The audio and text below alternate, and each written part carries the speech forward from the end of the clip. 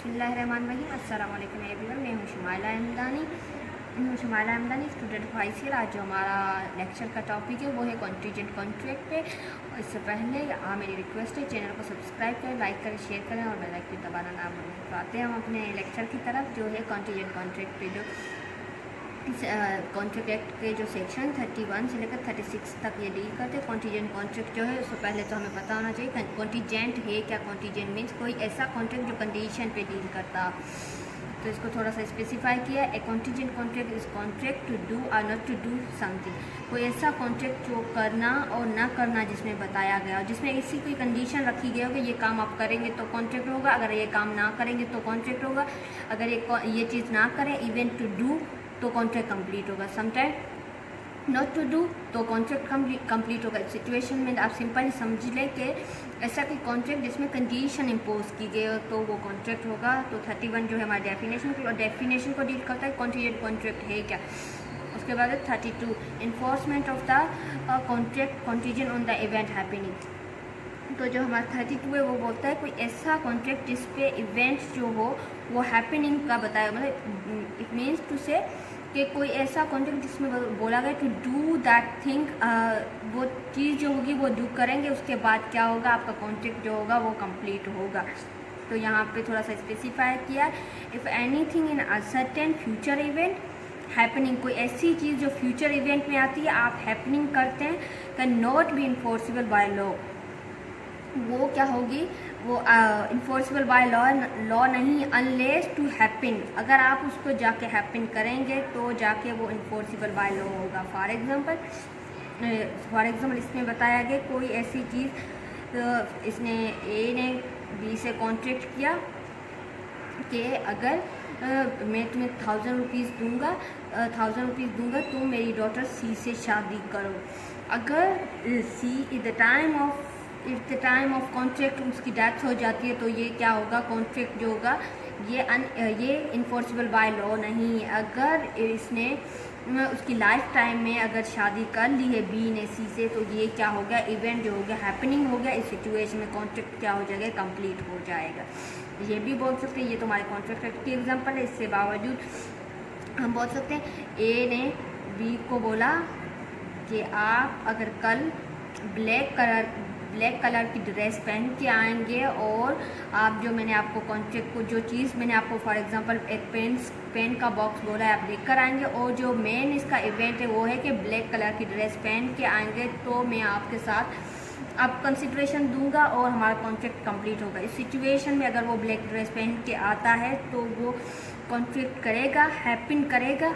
अगर उसने एक इवेंट हैपन किया तो वो कॉन्ट्रैक्ट कंप्लीट होगा, अगर उसने नहीं किया तो वो इन्फोर्सिबल बाय लॉ नहीं होगा। उसके बाद आते हैं हम 33 पे। 33 जो है enforcement of the contract contingent on the event not happen. अब वहाँ पे बोला कि इवेंट हैपन होगा तो कॉन्ट्रैक्ट होगा। अब यहाँ पे बोल रहे हैं कि इवेंट नॉट हैपन, अगर इवेंट हैपन ना हुआ तो क्या होगा, कॉन्ट्रैक्ट कंप्लीट होगा। अब इस सिचुएशन में जो उन्होंने कंडीशन रखते हैं, for example event become impossible, कोई ऐसा इवेंट हो, अगर ये बोले कल फॉर एग्जांपल कल अगर बारिश ना हुई तो मैं आपके साथ कॉन्ट्रैक्ट कर, कल आप आना कॉलेज और कॉलेज आना और आप जो कॉन्ट्रैक्ट की जो गुड्स है वो लेकर आना। अगर बारिश ना हुई तो क्या किया जाएगा, मैं आपके साथ कॉन्ट्रैक्ट फुलफिल करूँगा। इस सिचुएशन में उसने क्या इवेंट जो है नॉट हैपन का रखा हुआ है। तो इस सिचुएशन में जो उसने इवेंट रखा हुआ वो नॉट हैपन का है, तो जो इवेंट नॉट हैपन होगा सिचुएशन में कॉन्ट्रैक्ट फुलफिल होगा। फॉर एग्जांपल ए ने बी से कॉन्ट्रैक्ट किया, अगर मैं तुम्हें 1000 रुपीज़ दूँगा, ए ने बी को बोला मैं आपको 1000 रुपीज़ दूँगा अगर आप सी की जो शादी है रुकवा दें। इस सिचुएशन में जब बी जो है सी की शादी रुकवा देगा तो कॉन्ट्रैक्ट क्या हो जाएगा, इवेंट जो है इवेंट अगर उसने सी की शादी रुकवा दी मतलब इट मीन्स इवेंट जो है उसने नॉट हैपन करना है। उसका जो इवेंट है उसे किसी चीज़ को रोकना है, अनसर्टेन फ्यूचर इवेंट है। इस सिचुएशन में उसमें अगर बी ने सी की शादी रुकवा दी तो ए का कॉन्ट्रैक्ट पूरा हो जाएगा। अब 34 में when contract on which when event on which contract is contingent to be deemed impossible if the future conduct of the living person. अब यहाँ से जो है लिविंग पर्सन का फ्यूचर कंडक्ट जो है वो पता चल रहा है। इसमें जो है फ्यूचर कंडक्ट जो है उसका पता चला। फॉर एग्जांपल ए ने बी को बोला है, ए ने बी को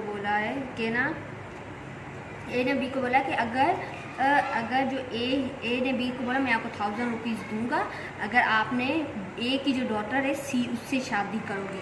इस सिचुएशन में अगर सी की जो शादी है वो ऑलरेडी डी से हुई है, मतलब सी जो ऑलरेडी मैरिड है उसकी डी से शादी हुई है, अगर डी की डेथ हो जाती है तो जाके ये कॉन्ट्रैक्ट हैपन होगा और बी जो है सी से शादी कर पाएगा।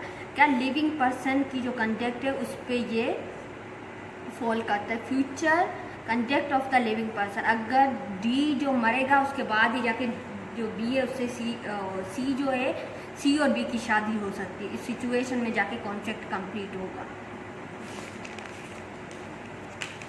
अभी हमारा 35 है, जो हमारा 35 है, when contract become a void which are contingent on the happening of the specific event within fix time. अभी क्या है इसमें जो इसका मेन एलिमेंट बहुत सारे इंग्रेडिएंट्स है कि टाइम भी स्पेसिफाई किया हुआ है इन्होंने, स्पेसिफिक इवेंट भी स्पेसिफिक किया हुआ है। इस सिचुएशन में कॉन्ट्रैक्ट जो होगा वो कंप्लीट होगा। फॉर एग्जांपल इनमें ए ने जो है बी से कॉन्ट्रैक्ट किया कि जो शिप है वो विद इन ईयर आ गई, विद इन ईयर अगर आ जाती है तो क्या होगा, कॉन्ट्रैक्ट कंप्लीट हो जाएगा। अभी क्या है इसमें टाइम दिया हुआ, टाइम क्या है 1 ईयर का टाइम दिया हुआ है। अगर जो शिप है वो 1 ईयर के अंदर वापस आ जाती है तो कॉन्ट्रैक्ट क्या हो जाएगा, कंप्लीट हो जाएगा। अब इसका सब सेक्शन 2 है, उसमें बताया गया है not happening with in the fix time.